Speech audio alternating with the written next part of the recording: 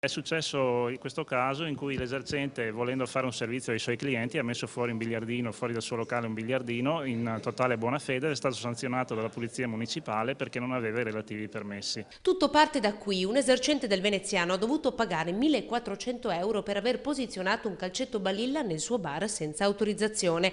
Il tutto ha innescato un vero e proprio braccio di ferro contro il comune. Padova, primo capoluogo nel Veneto, ha invece deciso oggi di applicare ai suoi locali la legge regionale proposta da Italia dei Valori. L'idea è quella del buonsenso, nel senso che come Italia dei Valori abbiamo proposto questa legge, è stata approvata all'unanimità e firmata da 54 consiglieri regionali su 60.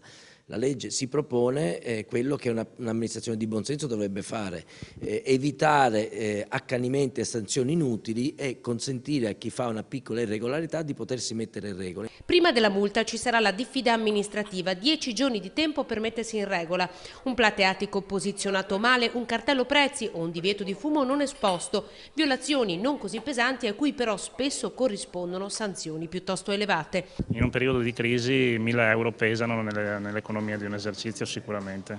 Attenzione, solo la prima trasgressione è concessa, l'esercente recidivo sarà sanzionato. L'eccezione poi non vale se la violazione è, ad esempio, cercare di chiudere il locale un po' più tardi la sera.